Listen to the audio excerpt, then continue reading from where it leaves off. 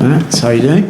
Alright. What's up, brother? Hey, congrats, bro. Thank you very much. Congrats. I watched it. What do you think? Bro, you're an animal. Thanks, brother.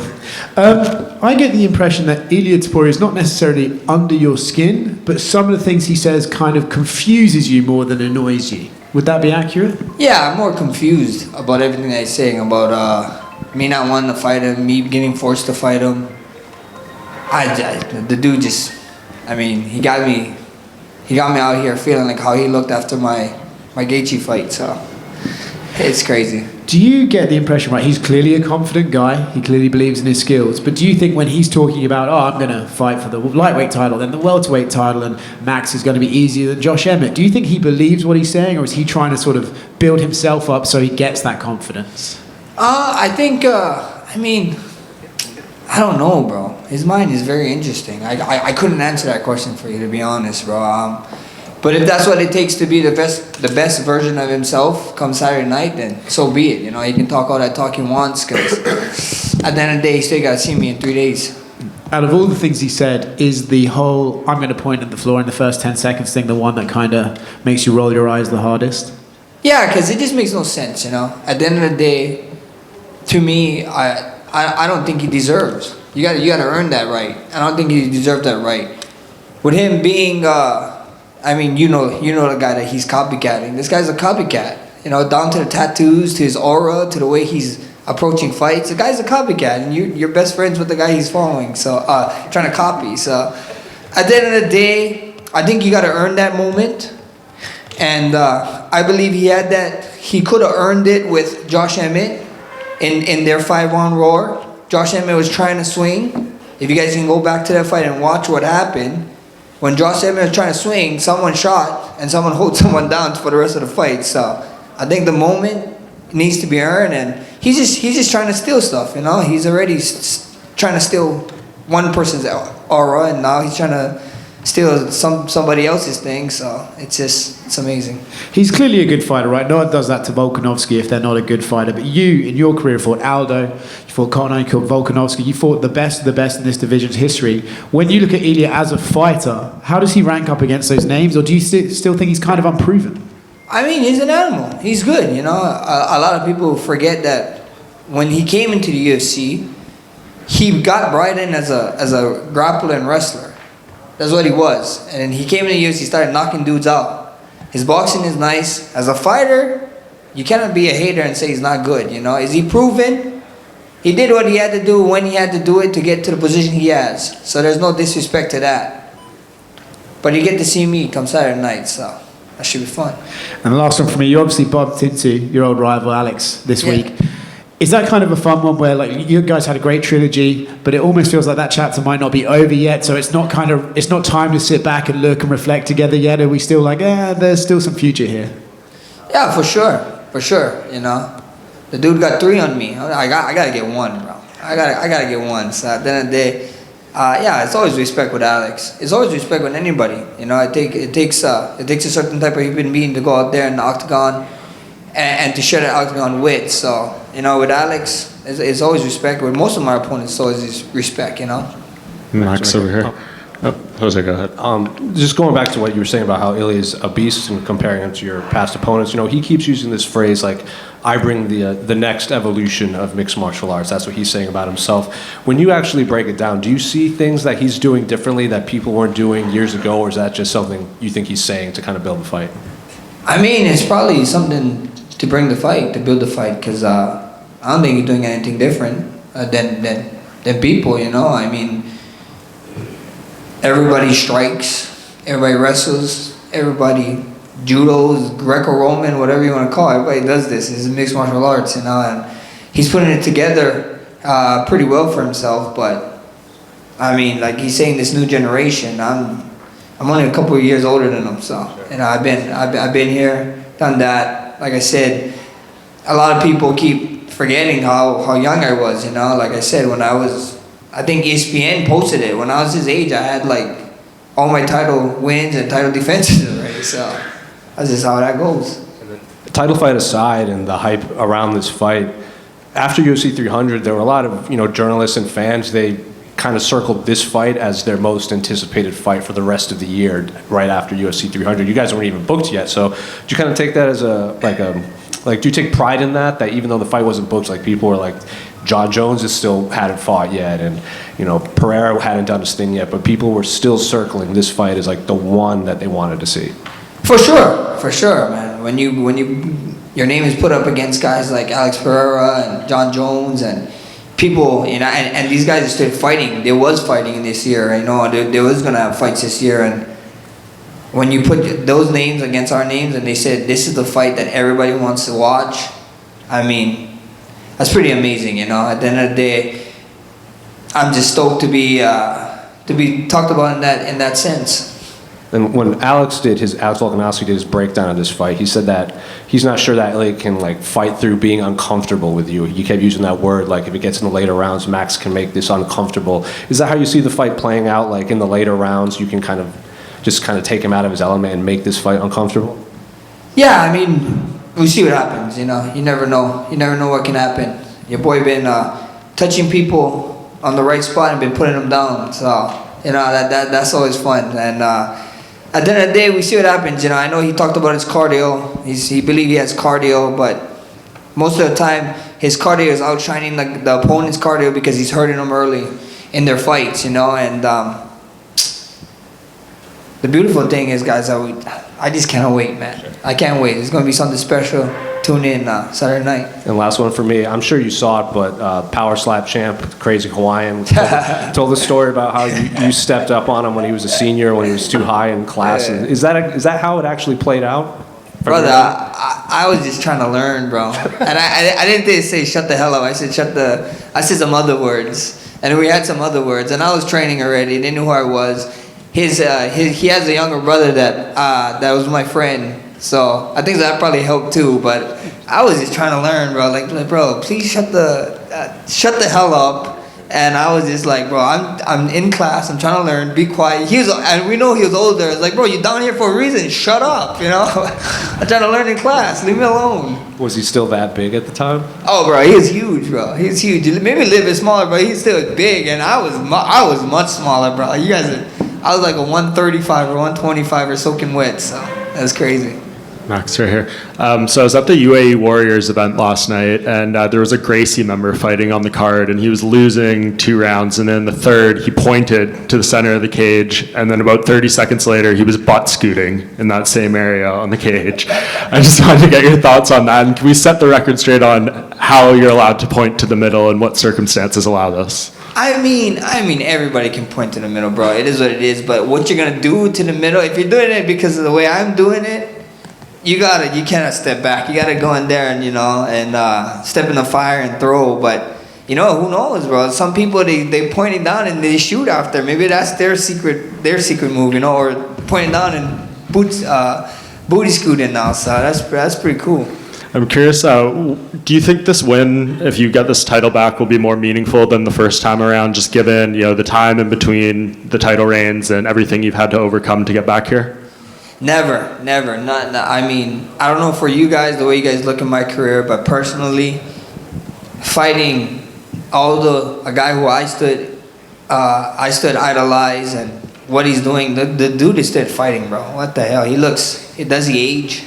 I mean, I saw somebody talking about how they might be lying on his age, and he's still moving like that. It's just crazy. And to fight the King of Rio in Rio, to win it the way I did, nothing's gonna ever top that moment for me. Can we bring back the hex ties if you get the win here? Maybe bring back the suits and the hex ties. Maybe. Never say never. A lot of talk this week about how you moved up 3 spots in the lightweight rankings. I'm just curious what you thought about that happening, given the fact that you were at 1 spot and you hadn't fought since then, and then this week you jump up again. Yeah, I don't know, bro. The ranking is wild. It doesn't matter unless you got the belt. So it's cool moving up, this and that, being in the pound for pound and everything. But if you're not first, you're last, I guess. If you have 2 belts over your shoulders after this fight, is it going to be a tough decision to decide which one you want to defend? Not at all, man. Not at all. UFC can tell me what they want to do, and we can do it. So, I mean, there's a lot of fun fights here at 45 now. Division is kind of coming up. I know they bring somebody else up here, so with Diego. So that's a cool couple guys coming up. 55 is always fun to throw my name in the mix, but first things first is Ilia. You know, I got my hands full with him, and you can ask me that question after Saturday night. Yeah, I guess, going off that, you want to wait till after the fight. But Volkanovski, he really wants to fight in Australia, and he said, he wants you to win because he thinks you're more likely to go there and fight him in February. Do you think he's maybe on point with that analysis, at least, that you're more likely to take that fight there than Ilia? I mean, we see what happens. First things first is Ilia. And then after this, I promised my boy some traveling time in December, so that might be a quick turnaround. And then I have two Aussies who represent me in my management, and I found out what taxes is over there. I was like, yeah, okay, yeah, Vegas sounds good. Hello, sir. How are you doing? Some years ago, you said that you are still waiting and new from Bruce Buffer, and it's your extra motivation. So in April at UFC 300, you finally heard and knew. So are you satisfied now and Bruce can relax? Or, do you still care how he will announce you after your fight? Oh, yeah. And new undisputed title. You know, the BMF title. The BMF title, guys, I don't even know what's going on, why people is like so crazy about it. Before the title, it was supposed to be a fake title. After the title, now everybody wants the fake title. And then people getting mad for me not putting it up. Like, I have that type of control in this fight to put up a fake title. And then the guy I'm fighting, if it's a fake title, he bought a fake title. So that this doesn't make sense to me. I don't know what's going on in this world anymore. And one more question. What's your opinion on the main event in Power Slap, if you follow it, of course?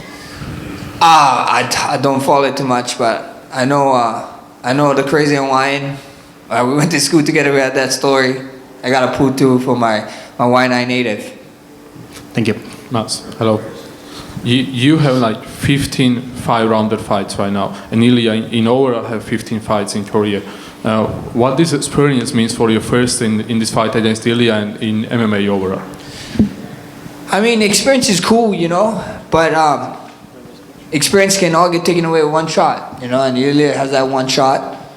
I've been working on my one shot, so experience is experience. It is what it is. This is a world title fight. He won the fights that he's supposed to win to be here. I won the fights that I'm supposed to win to be here, and we got to fight. So that's all there is. And the one is for me. What this fight means for the Hawaiian MMA? It means a lot, man. It means a lot. I go back out there. I reclaim the throne. I get to go back Hawaii 15 pounds heavier with something nice and golden on my shoulder. It would be amazing. Thanks. Max, to your left, winning Saturday night automatically gets you a lightweight shot against Islam. Does it excite you knowing it replaces the long-anticipated matchup that never happened against Khabib? I mean, unless you work in the UFC, and I don't know nothing because I never ever heard of that. But that'd be amazing news to me if I got my hand raised and that was the direct shot. But for sure, like I said, man, that I was talking about it all week. We missed the shot with the Khabib fight. They call Islam the 2.0, and I think Islam is like. He's more willing to fight me now. I know he didn't care too much because why would he? I was a 45er coming up and the 55 and so whatever. But now he seems more openly to the fight. So I mean, never say never. First things first. Like I said, though, I got Ilia. He's my full focus. Well, you're closer than ever to being a triple champ. So good luck. Thank you. Sure. Thank you. Max? Hi, over here. Greetings from Georgia, or how we say Gamarjoba. You mentioned traveling. I just wanted to let you know that no matter what happens Saturday, we're rooting for both of you. May the best man win, and you're always welcome to come and visit Georgia. Thank you. As for questions, so I don't know. I know you're not the type of guy to kind of rest on your laurels or smell the roses, as you say. But you are the first ever fighter to hold the interim title, to hold the undisputed and the BMF title. And as far as undisputed title goes, you have both the old belt and the new belt. So basically, you're like featherweight Thanos or something, I don't know. You've collected them all. So after such a long career, filled with like amazing moments, right? What keeps that fire burning? What keeps motivating you? the next one is always the best one. That's what keeps me motivated. Just and being motivation for the next generation. You know, we got a lot of stuff going down in Waianae right now, and or even in Hawaii period, and people just need hope. So if I can be that little hope, that little share of light, then so be it. Amazing. Well, if some people, I know people, my friends, and those who like to watch your fights, they are very inspired by you all the way, halfway across the world. So I'm sure people in Waianae feel that as well. And just one more question, kind of. I know that your career is far from over, and I know that we're going to see, I'm pretty sure, many amazing fights from you. But I just wanted to know, kind of, again, this is not the talk about retirement or anything, but how would you want to be remembered as a fighter?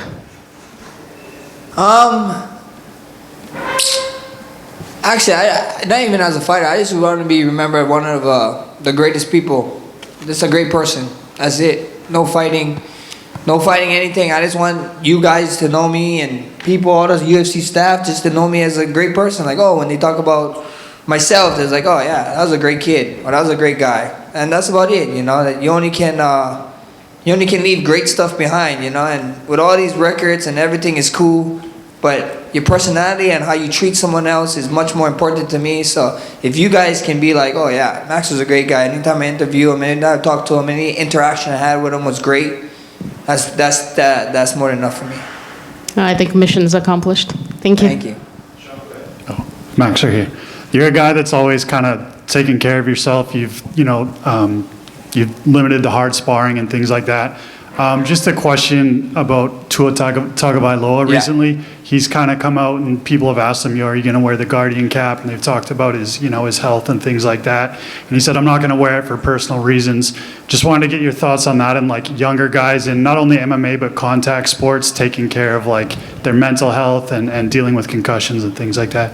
Yeah, I mean, Tua's Polynesian, bro. He's Hawaiian. So that there goes why he wants to do that. And he's an animal, bro. And I mean, bro, the dude is worth so much money. They got to be knowing what they're doing, you know. And the main thing I would say or what you're talking about is take care of your guys' brain. Try and find brain out. Learn about brain out and do the right things, you know. You only get one brain, guys. You only get one brain, and once that thing starts deteriorating, it's not like anything else where you can grow it back.